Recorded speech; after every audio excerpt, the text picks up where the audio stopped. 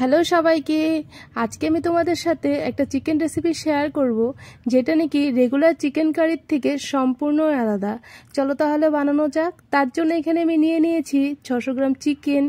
তারপর এখানে দিয়ে দেব স্বাদ মতো নুন, হলুদের গুঁড়ো, তারপর দিব জিরের গুঁড়ো, ধনের গুঁড়ো, তারপর এখানে দিয়ে দিব আমি গরম মশলার গুঁড়ো দিয়ে এবার আমি দিব জল ছড়ানো টক দই। তারপর এইবার আমি দিয়ে দেবো এর মধ্যে গোলমরিচের গুঁড়ো, 1 চামচের মতো গোলমরিচের গুঁড়ো এখানে আমি দিয়ে দিব।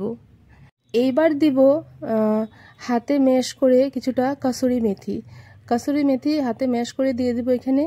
তারপর দিয়ে দিব আমি আদা রসুন, এটা আমি শিলনোড়াতে বেটে রেখেছিলাম, সেই আদা রসুন বাটাটা এখানে দিয়ে দিব। তারপর দিব একটা টমেটো কুচি, আর এইবার দিয়ে দিব এখানে সামান্য একটুখানি সর্ষের তেলটা না দিলেও চলবে, কিন্তু আমি দিয়েছি। যাই হোক, দিয়ে এইবার কিন্তু এই চিকেনটাকে আমি ভালোভাবে মাখবো। এই চিকেনটা বানানো কিন্তু একদমই ইজি, আর এইরকম প্রিপারেশনে চিকেন যদি বাড়িতে বানানো যায়, বাড়ির সবাই কিন্তু অবাক হয়ে যাবে। এইবার আমি চিকেনটাকে ভালোভাবে মেখে আধা ঘন্টা বা 45 মিনিটের মতো রেখে দেবো, মানে আধা ঘন্টা রেখে দিতে হবে মেখে। তো আমি এখানে 45 মিনিটের মতো রেখে দিয়েছিলাম ঢেকে।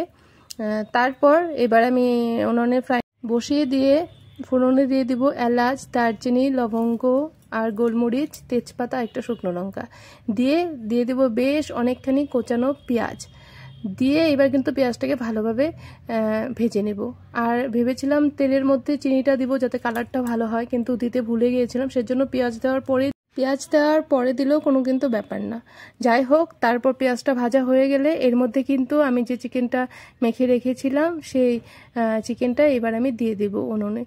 দিয়ে ভালোভাবে একটু নেড়ে চেড়ে দিয়ে দিব কয়েকটা চেরা কাঁচা লঙ্কা, আর যেই পাত্রে আমি চিকেনটা মেখে রেখেছিলাম সেই পাত্র ধোয়া জলটা একটুখানি দিয়ে দিব।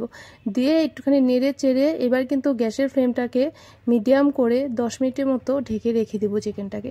তারপর 10 মিনিট পর ঢাকনাটা তুলে নিব। দেখো এবার কালারটা জাস্ট দেখো, আর এই সময় যে একটা গন্ধ বেরিয়েছে তোমাদেরকে আমি কি বলবো, জাস্ট অসাধারণ। এই চিকেন দেখতেও যতটা সুন্দর, খেতেও কিন্তু ততটা দুর্দান্ত। তারপর এখানে আমি দিয়ে দেবো 1 কাপ পরিমাণ মতো জল, দিয়ে অল্প সময় চিকেনটাকে ফুটিয়ে নিব।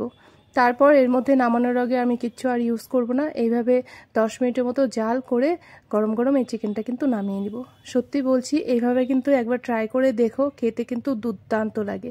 আর রেসিপিটা যদি ভালো লাগে থাকে অবশ্যই একটা লাইক কমেন্ট করবে। আজকে আসি তাহলে, টাটা।